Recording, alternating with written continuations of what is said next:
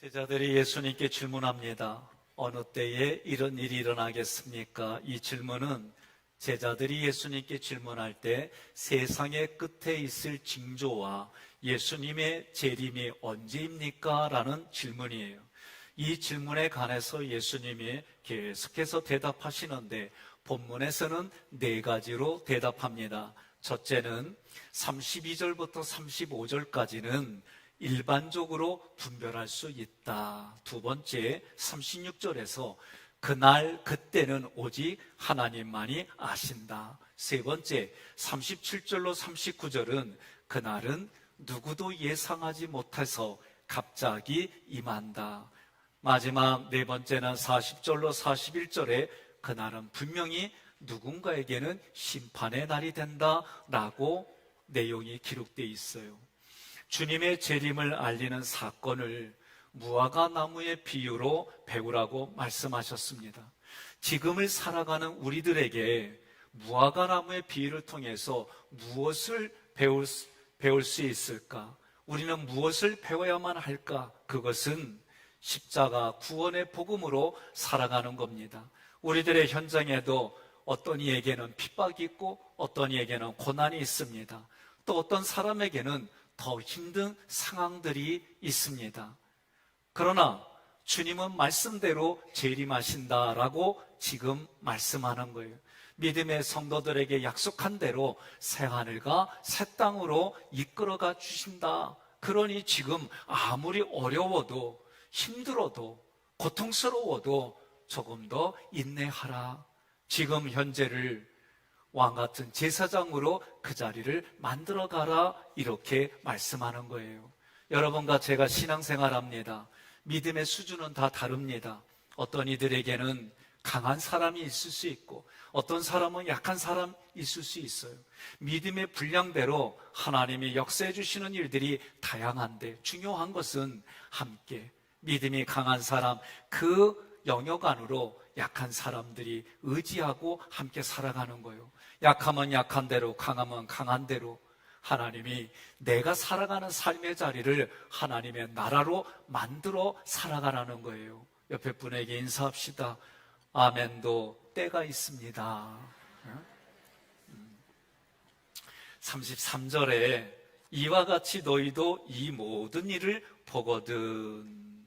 자, 32절부터 33절을 보게 되면 무화과 나무의 비유를 우리가 뭘 통해 배우냐면은 무화과 나무가 열매를 맺을 때 여름이에요. 이스라엘 백성들에게 여름은 추수하는 때입니다. 이 추수하는 때를 예수님은 종말로 상징한 거예요.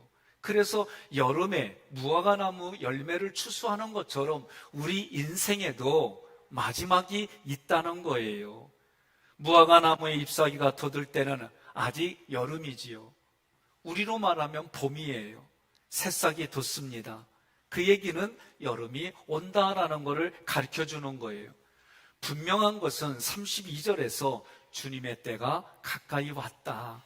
이것을 인지하시기를 바랍니다. 33절에서 이와 같이 너희도 이 모든 일을 보거든. 이와 같이 후토스는 무화과 나무와 같은 방식으로 예수님의 때도 온다라고 말씀하는 거예요. 이 모든 일들은 앞에 문단 4절부터 14절까지 열거한 사건들입니다. 그 사건들은 전쟁입니다. 기근입니다. 지진입니다. 복음이 변질되었다는 내용입니다. 주의 종들이 타락하고 성도들의 배교가 일어나고 이단과 사이비들의 실체가 드러나는 상황들이 우리가 눈으로 보고 귀로 듣고 그래서 알아진다는 거예요. 보거든, 헬라어로 에이도는 이런 일들이 내 마음에 분석이 되어지거든. 육신의 눈으로 봐서 이것이 영적으로 해석할 때에 주님의 재림이 가까워졌다라고 인식하라는 겁니다. 33절의 두 번째 구절, 인자가 가까이 곧 문 앞에 이른 줄 알라.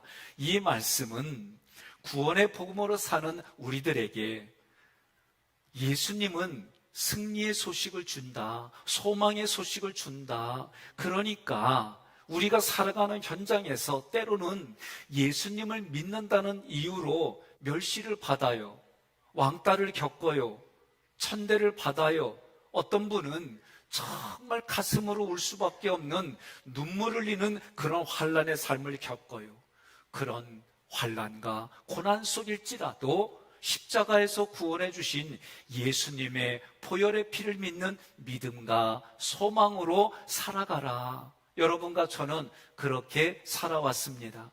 주님이 우리에게 약속하신 최후의 승리가 아주 가까이 왔다. 그러니 우리 주변에 이단이 판을 치고 또 여러 가지 어려운 그런 기상의 변화가 심해지고 이런 일들은 점점 앞으로 더 심해질 거예요. 그럴 때마다 성경은 뭐라고 그래요?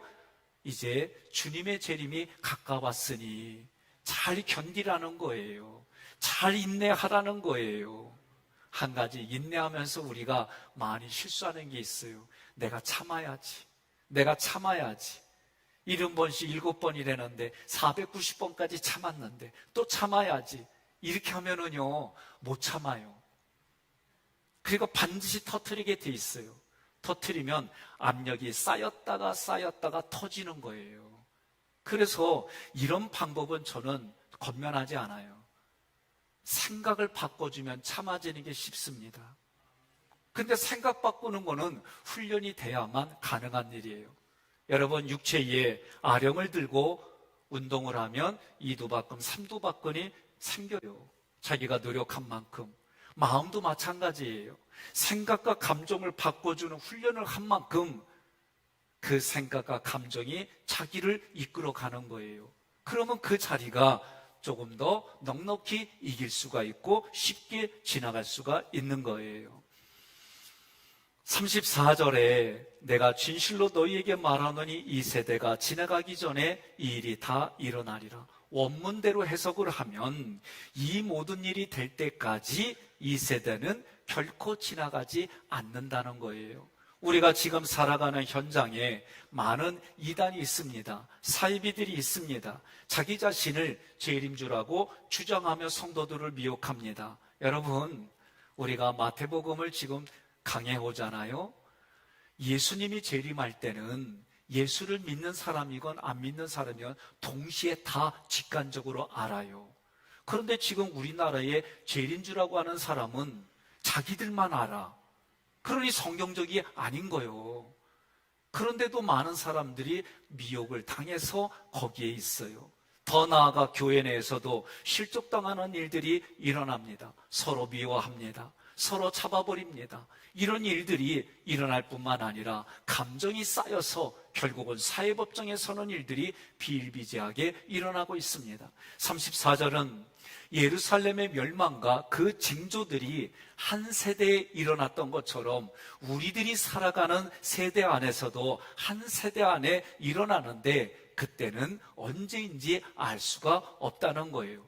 분명한 것은 35절에 그런 일들이 분명하게 일어난다라고 예수님이 말씀하셨습니다. 함께 봉독합니다. 천지는 없어질지언정 내 말은 없어지지 아니하리라. 아멘. 한때 저도 젊었을 때는 내가 한 말의 약속을 지키려고 몸부림쳤어요. 지금도 마찬가지예요. 다만 차이점은 너는 못 지켜요. 이제는 내가 그걸 인정해요. 제가 멀리 운전하고 갔다 오면 저녁에 새벽에 일어나야지 6번을 제가 알람을 만들어요. 근데 그 다음날 한 번도 못 듣고 일어나요. 일어나면 6시 또는 6시 반 그래요. 내 몸을 내가 의지 못해요. 이제는 내 의지와는 상관이 없이 따로 놀 때가 있어요. 그런데 예수님처럼 이렇게 말하는 사람들 보면 저는 대단하다고 봐요. 얼마나 이렇게 저렇게 믿음이 좋을까? 어쩌면 저렇게 성실하게 살아갈 수 있을까? 잘 해석하시기를 바랍니다. 35절에 천지는 없어질지언정 내 말은 없어지지 아니하리라. 하늘과 땅이 실제로 없어집니다. 그래서 많은 사람들은 마지막 시대에는 핵폭탄이 터져서 이런 일이 일어날까? 어떤 분들은 우리 지구의 지하 속에 있는 그 뜨거운 용암들이 다 터져서 일어날까? 여러 가지 이야기들을 추측으로 내놓지만 정확하게 어떤 것이다라고는 말할 수가 없어요. 그러나 예수님의 말씀은 말씀하신 대로 이루어짐을 믿으시기를 바랍니다. 천지가 다 없어진다는 거예요. 베드로서 3장 3절로 4절 그리고 8절로 13절 함께 봉독합니다. 여러분은 먼저 이것을 아십시오. 마지막 때에 자기들의 정욕대로 사는 사람들이 일어나 여러분을 비웃으며 예수가 다시 온다는 약속은 도대체 어떻게 되었소? 우리 조상들이 죽은 이후로 세상은 창조된 그대로 있지 않소 하고 말할 것입니다. 사랑하는 여러분, 주님에게는 하루가 천년 같고 천년이 하루와 같다는 사실을 잊지 마십시오. 주님은 어떤 사람들이 생각하듯이 약속을 지키시는데 더디신 분이 아니라 여러분에게 오래 참으셔서 아무도 멸망하지 않고 모두 회개하게 되기를 바라십니다. 그러나 주님의 날은 도둑같이 갑자기 올 것입니다. 그날에는 하늘이 큰 소리를 내며 사라지고 천체는 불에 타서 녹아버릴 것이며 땅과 거기 있는 모든 것이 타서 없어질 것입니다. 모든 것이 이렇게 녹아버릴 텐데 여러분은 어떤 사람이 되어야 하겠습니까? 경건하고 거룩한 생활을 하면서 하나님의 날이 속히 오기를 간절히 기다려야 합니다. 그날에는 하늘이 타서 없어지고 천체도 그 열로 녹아버릴 것입니다. 그러나 우리는 하나님의 약속대로 정음만이 있는 새하늘과 새 땅을 기다리고 있습니다. 아멘. 우리가 해야 될 게 뭐예요? 재림주로 오시는 예수님을 기다리며 기도하고 말씀을 붙들며 살아가는 신앙삶인 줄 믿습니다. 36절 그러나 그날과 그때는 아무도 모르나니 하늘의 천사들도 아들도 모르고 오직 아버지만 아시느니라. 아멘. 우리가 주님의 재림을 기대하며 살아가지만 그날은 오직 하나님 아버지만 아십니다. 우리는 깨어 있어서 영적으로 민감하게 세대를 분별하는 것, 이것만이 우리가 할 수 있는 거예요.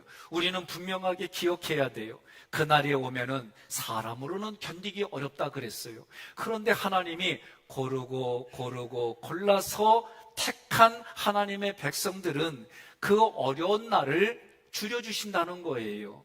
그리고 사방에서 불러 모아주셔서 새하늘과 새 땅에서 살아가게 해주신다는 거예요. 예수 그리스도가 다시 오시는 그날은 이미 하나님에 의해서 정해졌어요. 그 일은 앞으로 일어날 실제의 사건입니다. 단지 그날은 비밀일 뿐입니다. 37절 함께 있습니다. 노아의 때와 같이 인자의 임함도 그러하리라. 아멘. 하나님께서 노아에게 방주를 지으라고 말씀하신 그날부터 그리고 방주에 들어가서 비가 많이 내리는 그날까지 기간이 대략 120년이에요. 다른 말로 말하면 하나님께서 120년 동안 죄인들을 기다려주셨다는 거예요. 옆에 분에게 여쭤봐요. 이 정도 이상 기다려주셨냐고 여쭤봐요. 뭐라고 그리요? 택도 없어요. 요새 돌아가시는 분들을 나이 연세를 보면 90줄이에요. 시대가 좋아지면서 조금 더 100세, 110대, 120대 그렇게 일어날 수 있어요. 38절 홍수전에 노아가 방주에 들어가던 날까지 사람들이 먹고 마시고 장가들고 시집갔고 있으면서 이거요, 예수 믿는 사람이건 예수 믿지 않는 사람이건 이 일을 중요해요. 특히 우리나라는 저희 때에 교육이 뭐였냐, 초등학교 때 아들, 딸 구별하지 말고 하나만 낳아서 잘 기르자고 그랬어요. 그 얘기를 듣고 교육을 받은 우리들의 자녀들은 하나도 안 나요, 지금. 출산율이 1도 안 돼요. 그러니 나라의 정책이나 교육은 100년을 바라보고 준비하고 그거를 실행해야 돼요. 이것을 위해서 나라를 위해, 위정자들을 위해 여러분 많이 기도해 주시기를 바랍니다. 홍수 전에, 다시 말하면 노아가 구원의 방주에 들어가기 전 그 시대상은 어떤 시대였느냐, 그 얘기입니다. 노아는 당대의 의인이라고 불렸어요. 의인이라고 불린 이유는 하나님의 말씀을 믿었어요. 하나님을 믿었어요. 그 말씀대로 심판과 구원이 있다는 것을 믿었어요. 하나님의 말씀에 순종했어요. 하나님의 약속대로 구원의 방주에 들어가서 노아와 그의 집의 식구들이 구원을 받았습니다. 그러나 이와는 반대로, 노아의 가족들과는 반대로 그 주변에 있던 세상 사람들은 하나님을 안 믿었어요. 육체의 즐거움을 더 선호했어요. 세상에 안주하는 삶에 그들이 살아갔어요. 거기서 먹고 마시고 장가들고 시집갔습니다. 자, 문법으로 해석하면 요 구절들이 이렇게 해석이 되는 거예요. 이 먹고 트롯 콘테스트는 굶주린 개와 같이 개걸스럽고 탐욕스럽게 먹는 모습이 사람들의 일반적인 모습이었다는 거예요. 여러분, 개 키워보시는 분들은 많이 봤을 거예요. 개가 토하면은 그 다음에 어떻게 해요? 내버려 두면 그거 국물까지 다 먹어요, 개가. 사람이 안 치워도 개가 알아서 먹어. 제가 시골에서 개 키워보니까 그래요. 지가 뭐가 부대껴서 뱉었는데 그거 다 먹어 또. 그러니 개의 단점을 얘기를 할 때는 이런 부분 쪽으로 영적으로 얘기를 해서 사람들이 회개한 죄를 왜 다시 먹느냐고 얘기할 때 이야기를 쓰는 거예요. 이 마시고 피논테스는 마시는 게 목적이 돼서 축제 연회에 마시는 거를 목적으로 연회에 참석하는 겁니다. 그 모습이 어떤 모습이냐? 혐오스러운 거예요. 이런 사람들도 있어요. 다는 아니라고 봐요. 사람들이 생각들이 이상해지니까 어느 단체는 자기들이 똑같이 다 기어놓고 그걸 또 나눠 먹어. 진짜 세상에 별의별 종자가 많아요. 도시는 뭐 저희가 받은 응답이긴 한데 이제 점점 도시는 묻지마 폭행, 묻지마 이상스러운 행동들을 하는 게 많아진다 그랬어요. 스트레스를 받는 것도 있지만 너무 개인의 인격, 개인의 사고들을 존중한 나머지 그런 일들이 다른 사람에게는 인상 쓰고 다른 사람에게는 목숨까지도 앗아갈 수 있는 그런 일들이 비일비재하게 일어난다는 거예요. 그리고 그들이 장가들고 시집간다고 그랬어요. 무슨 뜻입니까? 건전하게 시집가고 장가가는 게 아니에요. 이게 문제예요. 자신의 욕구대로 만나고 욕구가 실증이 나면 헤어지고 이런 얘기들이에요. 이게 노아가 방주에 들어가기 전에 있었던 일들이라는 거예요. 옆에 분에게 이렇게 인사하겠습니다. 세상에서 당신을 보면 참 도덕적인 분이에요. 그러세요. 어? 여러분들은 그런 분들이에요. 예? 그러니 여기서 지금 노아가 방주에 들어가기 전날까지 이런 일들이 너무 비일비재하니까 하나님이 보시기에 어떤 거예요? 악한 모습이에요. 39절 함께 봉독합니다. 홍수가 나서 그들을 다 멸하기까지 깨닫지 못하였으니 인자의 임함도 이와 같으리라. 아멘. 예수 그리스도가 언제 오시냐는 질문에 예수님이 37절로 39절에 두 가지를 말하는 거예요. 주님께서 재림하실 때 세상의 상태는 노아가 방주에 들어가기 이전의 세대와 너무나도 흡사하다. 여전히 육신적인 삶을 위해서 먹고 마시고 장가들고 시집가고 이혼하고 다시 결혼하는 일들이 이거는 조금 아까 말한 그런 의미를 담아서 그렇게 살아간다는 거예요. 그러나 하나님의 의는 뭐예요? 예수 그리스도예요. 예수 그리스도가 십자가에서 나의 죄를 대신해 속죄의 제물로 돌아가셨습니다. 이게 하나님의 의예요. 그래서 하나님의 다가올 심판에 대한 노아의 메시지를 거절했다. 이것이 노아가 방주에 들어가기 이전에 그 시대상이다. 그 얘기예요. 오늘날 시대상이 이와 비슷하다라고 말하는 거예요. 베드로후서 2장 5절 함께 봉독합니다. 또 하나님은 이에 세상을 용서하지 않으시고 경건치 않은 사람들을 홍수로 쓸어버리셨으나 의의 전도자 노아와 그의 7 식구를 구원하셨습니다. 아멘. 예수를 믿건 예수를 믿지 않건 육신을 위해 먹고 마시고 결혼하고 자녀를 낳아가는 것은 우리 인생의 필수예요. 오늘날 우리 젊은 아이들한테, 젊은 세대들한테 결혼을 물어보면 필수라고 말하는 사람 많지 않아요. 선택이다라고 얘기를 해요. 그 선택이 우리의 후손이 점점 줄어드는 거예요. 하나님은 지금 먹고 마시고 결혼하는 모습이 예수를 믿건 예수를 믿지 않건 이게 필수인데 이것이 죄라고 얘기를 해요. 무슨 의미입니까? 죄라고 말하는 것은 자신의 정욕과 사치를 위해서 남용하고 있다는 거예요. 예수님이 지금 시대를 특징 짓는 이유, 특징 짓는 것으로 살인과 부도덕함이 잘못된 세대다 이렇게 말하지 아니하고 오히려 먹고 마시고 장가가고 시집가는 이 일이 죄의 모습이다라고 얘기를 하셨어요. 노아가 방주에 들어가는 날까지 사람들은 계속해서 개걸스럽게 탐욕으로 먹고 마시고 자신의 육신의 순간에 그 찰나를 위해서 자기의 욕구대로 이성간에 또는 동성간에 해서는 안 될 일들을 하고 있다라고 말씀하는 거예요. 그러면서도 하나님의 거룩을 버렸다는 거예요. 하나님을 믿지 않는다는 거예요. 하나님의 말씀의 증거를 거절했다는 거예요. 이것이 노아가 방주에 들어가기 이전의 세대와 같다라는 거예요. 두 번째는 예수 그리스도가 언제 오십니까? 라는 말씀에 전혀 예기치 않은 순간에 오신다는 거예요. 39절 사람들이 깨닫지 못했다고 그랬습니다. 깨닫지 못했다는 말은 종말이라는 것 자체를 아예 가지고 있지 않다는 거예요. 어느 분은 종말이 이름인데 왜 종말이냐 물어봤더니 여자를 그만 낳는다는 의미로 종말이라고 했대. 그런 의미는 아니고 다가오는 심판을 예측도 안 했어요. 하나님의 말씀을 믿지 않았어요. 하나님을 거절했어요. 마음이 신앙으로는 꽉 닫혀 있어요.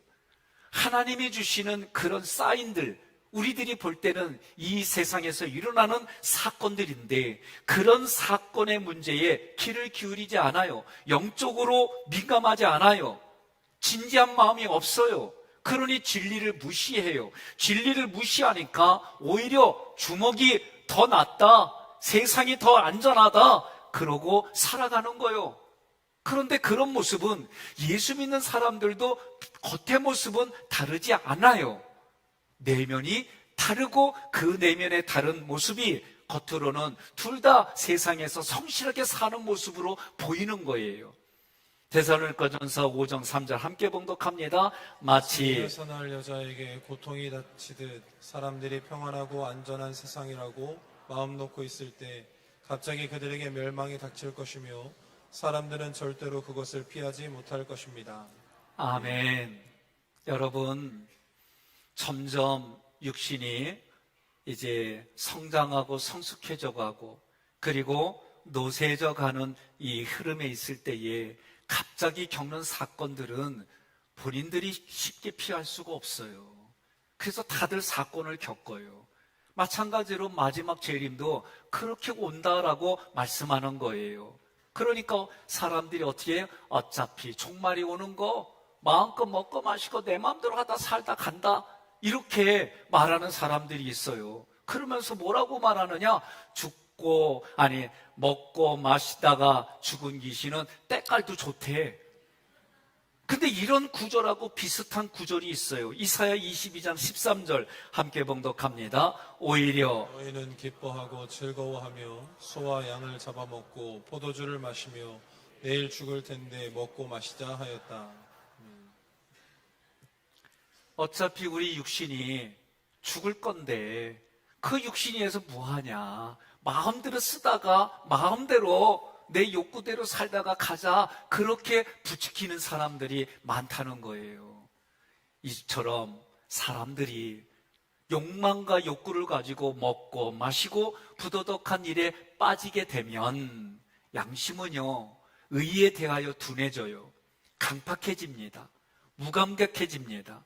의지는 오히려 상상 속에서 그런 일들을 자꾸 더 갈망하게 돼요. 그러니 속에만 있던 것들이 어느 날 환경만 그렇게 비춰주면 쉽게 사람들이 넘어가는 일들이 많아지는 거예요. 영혼은 점점 더 이기적으로 변해져 갑니다. 삶은 점점 더 세속적으로 변화갑니다. 세상이 좋아요. 세상에 즐거운 일이 얼마나 많은지 몰라요. 성경은 분명하게 말합니다. 세상과 친해지면 하나님과 원수가 된다는 거예요. 여러분들이 세상에서 성실하게 살지 말라, 그런 뜻이 절대로 아니에요. 소망은 점점 영적인 곳에서 물질적인 곳으로 바뀌어져 갑니다. 죽음은 나하고는 먼 이야기처럼 느껴집니다. 이렇게 살아가게 돼 있어요. 40절 함께 봉독합니다. 그때에 두 사람이 밭에 있음에 한 사람은 데려가고 한 사람은 버려둠을 당할 것이요. 아멘. 밭에 있다는 얘기는, 먼저 밭은 세상과 교회를 말해요. 밭에서 일하고 있다는 얘기예요. 누가 봐도 상상으로 이야기를 한다면 성실하게 일하는 거라고 볼 수 있어요. 그런데 한 사람은 데려가고 한 사람은 버려두는데, 데려가고 버려두는 거 시제를 보니까 수동태예요. 내 의지와 상관없이 하나님이 순식간에 그렇게 데려가고 그렇게 내버려 둔다는 거예요. 두 사람이 함께 교회에서 헌신합니다. 봉사합니다. 세상에서 열심히 살아갑니다. 그런데 한 사람은, 데려가는 사람은 누구냐? 하나님의 나라와 영광을 위해 일한 거예요. 또 한 사람은 자신의 영광과 자기가 대접받으려고 일한 거예요. 그러니 하나님의 영광을 위하여 일한 사람들, 하나님 앞에 내가 한 게 아니라 하나님이 계획하셨습니다. 하나님이 운영합니다. 하나님이 열매 맺가십니다. 이렇게 고백한 사람은 하나님이 데려간다는 거예요. 그러나 자기 영광, 분명히 하나님의 일을 하면서 자기 기준으로 자기의 영광을 위하고 자기 대접받으려고 한 사람은 하나님이 내버려 둔다는 거예요. 옆에 분에게 인사합시다. 하나님이 여기까지 인도하신 것을 믿으시지요? 그러니까 뭐라고 그리요? 그리요. 아멘이요. 라고 얘기를 하는 거예요. 41절 함께 봉독합니다. 두 여자가 맷돌질을 하고 있음에 한 사람은 데려가고 한 사람은 버려둠을 당할 것이니라. 아멘. 자, 제가 어렸을 때 어머니가 맷돌질을 시켰어요. 예? 저는 맷돌을 돌려봤어요. 그러면 한여름에 주로 콩을 이렇게 어머니가 넣어줘요. 그러면 제가 오른쪽으로 돌렸다가도 왼쪽으로 돌려갔다 해요. 그리고 그 손으로 잡는 게 어처구니요. 그죠? 이 손잡이가 어처구니요. 그러니까 어처구니가 없으면 지멋대로 돌아. 그러나 어처구니가 있어야 내가 의지하는 대로 도는 거예요. 하나님 앞에 하나님이 손잡이를 잡고 우리의 생각을 유연하게 만들 때에 하나님의 말씀이 들어오는 거지, 자기 생각으로 경직된 사람은 하나님의 말씀이 들어오질 않아요. 자, 제가 한여름에 어머니가 오후에 오라고 그래서 이렇게 맷돌질을 해요. 그러면 맷돌을 돌리면 그 콩들이 갈아져 가지고 옆으로 나와요. 그러면 그거 모아갖고 뭐예요? 콩국수 먹었다니까. 이게 저의 어렸을 때 맷돌에 대한 저의 정보예요. 그러니 오늘 이 성경에서 맷돌질하는 두 여인은 가족의 음식을 준비하는 거예요. 한 가족입니다. 한 가족임에도 불구하고 며느리 둘이 됐는지 어머니와 딸이 됐는지 시어머니와 며느리인지 모르지만 두 여인은 맷돌질 한다는 얘기는 한 가족 식구다, 그 얘기예요. 음식을 준비하는 거예요. 음식을 준비함에도 불구하고 한 사람은 하나님이 데려가고 한 사람은 내버려뒀다는 거예요. 무슨 얘기입니까? 육신의 삶에 충실하고 자신의 일에 열심인 것은 예수 믿건 예수 믿지 않건 이건 우리의 기본이에요. 내가 열심히 일해서 건강도 지키고 열심히 일해서 물질도 구해서 그건 당연한 거 아니에요? 아니요? 아니, 분위기가 왜 그래? 예수 믿건 예수 믿지 않건 당연히 열심히 일하는 거고 자신의 일에 본분하는 건 당연한 거예요. 여기서 말하는 거는 자신의 일에 열심이고 육신에 충실한 것이 구원의 조건은 아니다라고 얘기해 주는 거예요. 하나님의 말씀을 믿고 순종하는 사람이 구원의 대상이다라고 말하는 거예요. 십자가 보혈의 피를 의지합니다. 그 믿음 안에서 살아갑니다. 그런 사람과 그것을 믿지 않는 사람을 분리하시겠다라고 말씀하시는 거예요.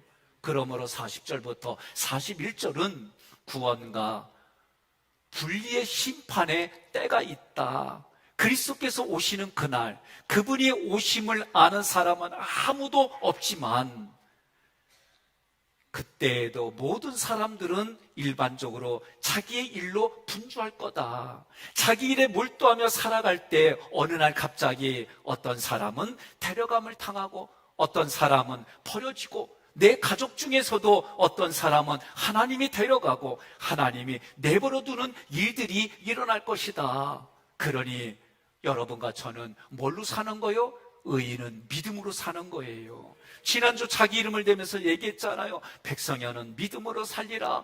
백성여는 믿음으로 살리라. 백성여는 믿음으로 살리라. 여러분의 이름을 불러가며 그렇게 우리가 외쳤잖아요. 그러니 마지막 그때까지 어떤 현상들이 일어나느냐? 마태복음 13장 30절 49절 함께 있습니다. 추수 때까지 둘 다 함께 자라도록 그냥 두어라. 추수 때에 내가 추수꾼들에게 먼저 독보리를 뽑아 단으로 묶어서 불태워버리고 밀은 네 곳간에 모아들이게 하겠다. 세상 끝날에도 이렇게 할 것이다. 천사들이 와서 의로운 사람들 가운데서 악한 사람들을 가려내어 어떻게 해요? 마태복음 25장 46절 함께 봉독합니다. 그렇게 해서 이 사람들은 영원한 형벌을 받는 곳에, 의로운 사람들은 영원한 생명을 누리는 곳에 들어가게 할 것이다. 믿습니까? 천국과 지옥은 서로 왔다 갔다 할 수가 없어요. 천국에서 지옥으로, 지옥에서 천국으로 도저히 갈 수 없는 그런 장소예요. 분리와 심판이 반드시 일어난다. 여러분과 저는 믿음 안에서 계속해서 살아가서 지금 내가 살아가는 삶의 자리가 하나님의 자리입니다. 하나님의 나라입니다. 예수 그리스도와 동행하는 자리입니다. 그런 믿음으로 살아가셔서 어느 날 하나님이 여러분들을 데려가는 그런 삶이 되기를 바랍니다. 우리가 살아가는 현장에서 마지막 때의 징조들이 보일 때마다 주님의 약속을 기억하십시오. 성경은 말합니다. 두려워하지 말라는 거예요. 지금 전쟁이 크게 일어났지요. 러시아와 우크라이나가 전쟁이 크게 일어났습니다. 핵을 쓰면 어떡하나. 핵 쓰면은 한쪽에서는 가만히 있지 않아요. 핵 쓰면 반드시 상대방도 핵을 쓰게 돼 있습니다. 그래서 핵은 쉽게 일어나지 않는데 일어나면 다 죽는 거예요. 다 죽는 거예요. 그러니 이런 세상을 보며 두려운 마음이 있을 것 같아요. 여러분, 잠 어제 잘 주무셨어요? 예? 못 주무셨어요? 아유, 감사해라. 나만 못 잔 줄 알았어요. 예? 선풍기라도 틀면은 아내가 여보 추워요. 그러니 어떻게 선풍기도 못 틀고, 그래서 막내 아들 방으로 갔지. 벽걸이가 있어가지고. 그랬더니 아들이 조금만 있다 가세요. 잠자는 자리가 자기 혼자 자기 어려워요.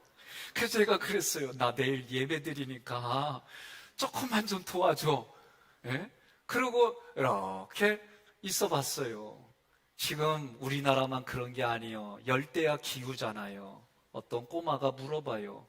열대야가 뭐요? 그래서 내가 너 대야는 아니? 안 돼. 그려 시골에 가면 대야가 있어. 그거 10개가 열대야야. 그랬더니 목사님 나도 알아요 열대야. 근데 왜 물어보냐? 웃으면서 우리나라 기후가 바뀌었어요. 열대야로 바뀌고 지금 식물이나 과일도 점점점 위로 올라와요. 그리고 열대야 기후에 살던 동식물들이 우리나라에 와요. 비단뱀도 산에서 잡히잖아. 예? 그리고 큰 도마뱀도 그 얘기는 다른 거 아니에요. 수입하는 거기에 딸려오기도 하지만 요새 사람들이 그냥 내버려줘요. 그러다 보니 여기저기에 미국 가재가 지금 우리나라 생태계 파괴하잖아요. 미국은 또 우리나라 메기 때문에, 가물치 때문에 속을 썩고. 예? 지금 전 세계가 이렇게 혼란해요. 기후만 그렇습니까? 사람들이 개간한다는 이름으로 뻘들이 사라지다 보니까 지구를 자정하는 일들이 사라져요. 우리는 나무의 목재들을 보면 좋잖아요. 근데 목재가 없어지는 만큼 순환이 안 되는 질서들이 있어요. 여기에 사람들이 도시로 몰리다 보니까 그 스트레스로 인해서, 그리고 잘못된 교육 정책들로 인해서 지금 혼란들을 겪고 있어요. 여기뿐만 아닙니까? 여기저기서 자기가 재림주 예수라고 말하는 망발들이 많아져요. 이러니 지금 우리나라에서도 갑자기 사람을 죽이고 갑자기 사람을 때리고 이런 일들이 점점 많아져요. 이유는 간단합니다. 사람을 위해서 개간하고 개발하고 사람을 위해서 유토피아를 가르치지만 하나님을 쳐버린 결과라고 성경은 말하는 거예요. 그러니 여러분과 제가 지금 살아가는 삶에 환란이 있고 어려움이 있고 예수 믿는 것 때문에 핍박이 있고 관계들이 어려운 일들이 있거든 꼭 기억하십시오. 어떤 환경에 있든지 주님은 나를 찾아주신다. 어떤 환경에 있든지 주님은 나와 함께 해주신다. 주님의 약속을 믿는 성도들은 끝까지 견디면 하나님이 구원해 주신다. 이것이 여러분과 제가 계속해서 반복해서 기억하고 선포해야 될 메시지입니다. 오늘도 내가 하나님께 드리는 이 예배가 구원의 기쁨이 되고 그 기쁨이 충만해져서 하나님 앞에 내가 결단합니다. 헌신하겠습니다. 충성하겠습니다. 그 구원의 기쁨으로 찬양합니다. 그 기쁨을 가지고 하나님 자신을 구하는 기도를 합니다. 그러면서 이제 여러분들이 예배 마치고 결단하며 돌아가서 가정에서, 학교에서, 기업에서, 그리고 내가 살아가는 직장에서 하나님을 의식하고 살아가는 거예요.